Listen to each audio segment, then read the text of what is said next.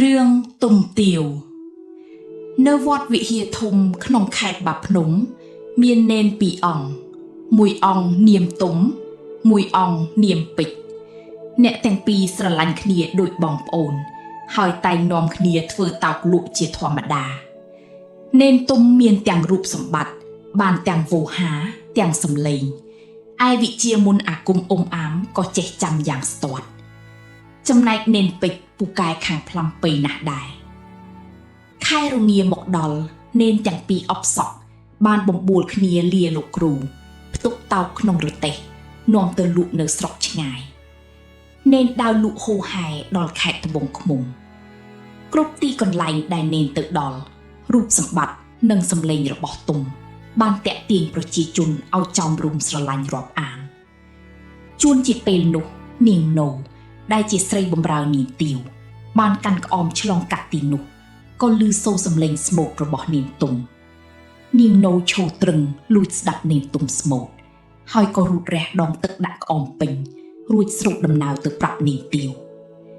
នាងទាវឮនាងណូជាបម្រើអួតសរសើរពីនាងទុំ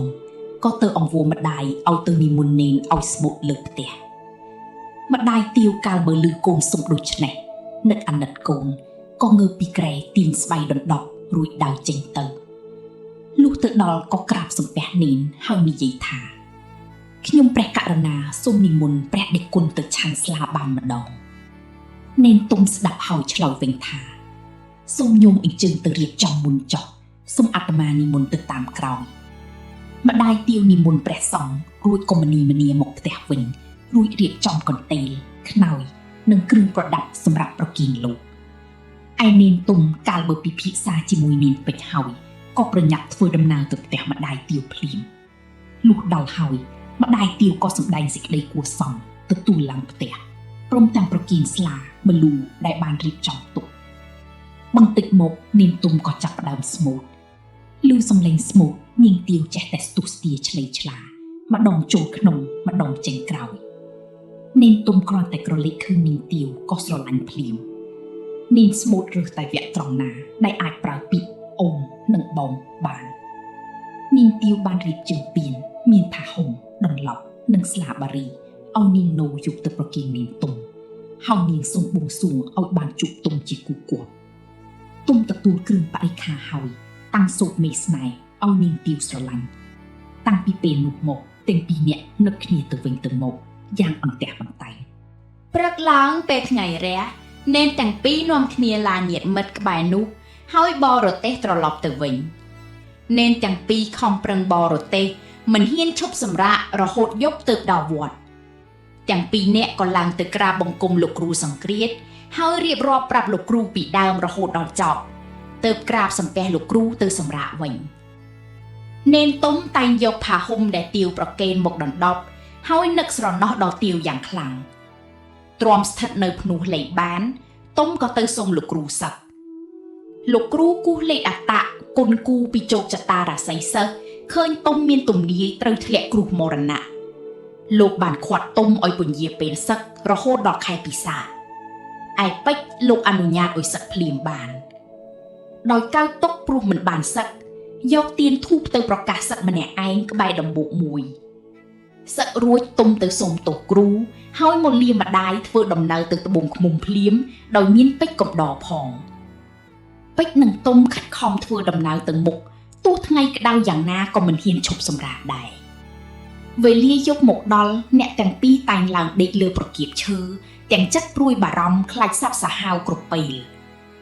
ម្យ៉ាងទុំនឹកឃើញថាការតស៊ូរបស់ខ្លួនដើម្បីស្រីបែបនេះហាក់ដូចមិនសមរម្យសោះមកដល់ត្បូងឃ្មុំទុំនិងពេជ្រនាំគ្នាទៅស្នាក់នៅផ្ទះម្ដាយធွာរបស់ខ្លួនឯអុកញ៉ាអជួនចៅវាយស្រុកខេត្តត្បូងឃ្មុំ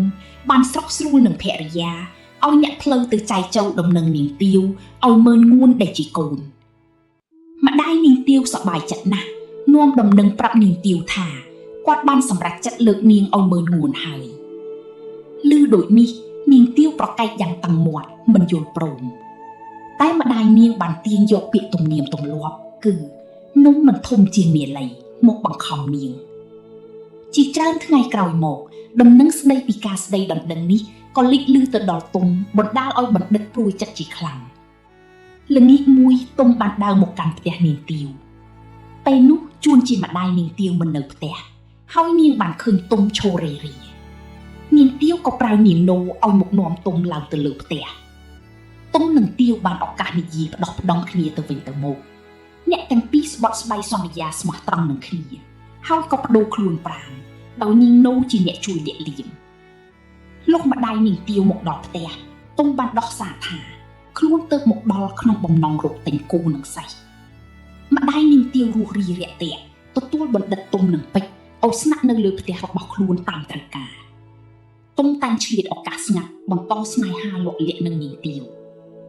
ឯមើលងួនតែងតែចិញ្ចោផ្គប់ចិត្តនាងទាវឥតលុះថ្ងៃដែរព្រោះពុំបានដឹងរឿងរបស់នាងឡើយសម័យកាលនោះមានស្ដេចព្រះនាមព្រះបាទរាមាជើងព្រៃទ្រង់ឮល្បីថាបណ្ឌិតទុំនិងពេជ្រពូកែស្មូតនិងផ្លុំបទភ្លេងពីរោះជក់ចិត្តណាស់ពេលនោះគេឈ្មោះពេជ្រនិងទុំល្បីរន្ទឺទៅដល់រដ្ឋធានីលង្វែកទ្រង់ក៏បានចាត់រីកបំរើឲ្យមកនាំយុវជនទាំងពីរទៅកាន់ទីក្រុងក្រោយមកទៀត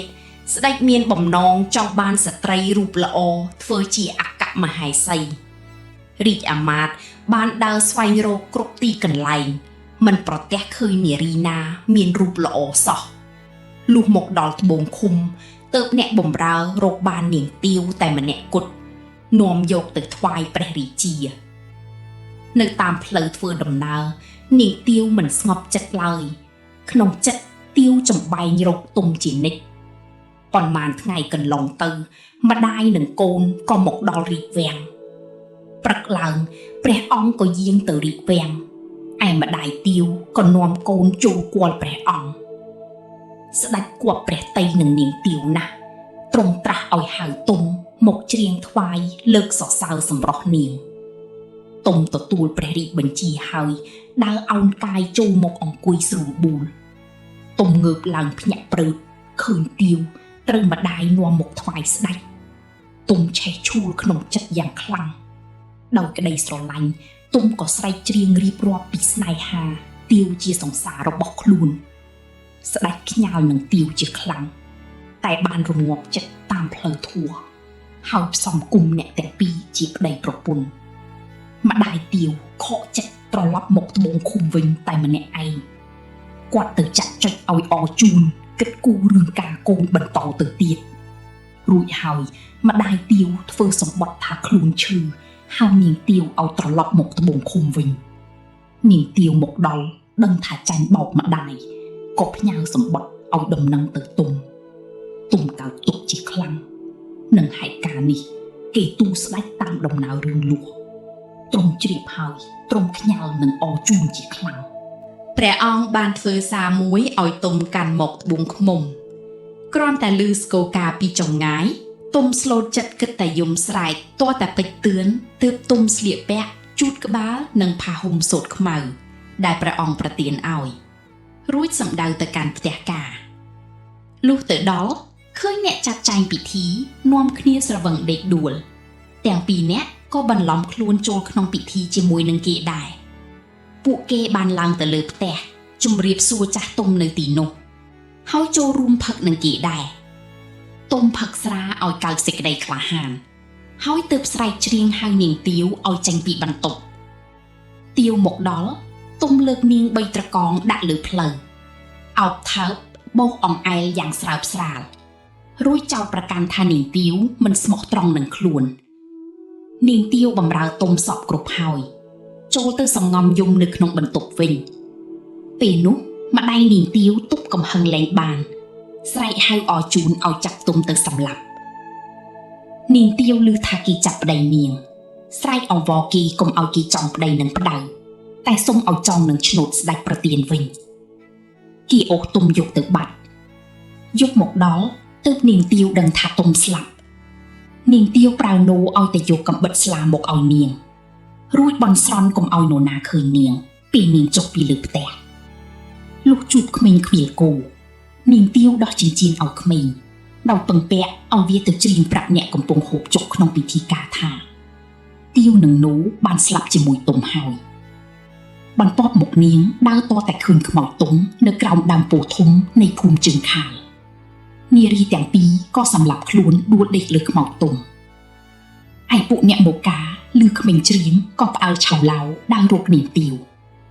ដឹងថាបាត់រូបទាវអរជូនខឹងណាស់ដើររហូតដល់ដើមពោធិ៍ធំជើងខាលក៏ឃើញអ្នកទាំង3ស្លាប់នៅទីនោះ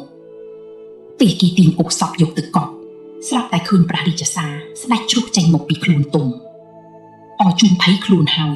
បែរទៅបន្ទប់និងទម្លាក់កំហុសលើម្ដាយទាវចំណែកពេជ្រកាលបើដឹងថាគេសម្លាប់ទុំហើយក៏នាំក្រុមរបស់ខ្លួនចុះទូកមកលងវេកវិញនាំយករឿងរ៉ាវទៅទូលដល់ស្ដេចព្រះរាជាជើងព្រៃខ្ញាល់ខ្លាំងណាស់ព្រះអង្គយាងមកកាន់ត្បូងឃ្មុំដោយព្រះអង្គឯងនិងបញ្ជាឲ្យចាត់ក្រុមគ្រួសារអរជូនព្រមទាំងម្ដាយទាវផ្ដន់ទីទុកដោយរាស់ផ្ដាច់កឯអ្នកចូលរួមដទៃទៀតក៏ត្រូវបញ្ចូលជាអ្នកងា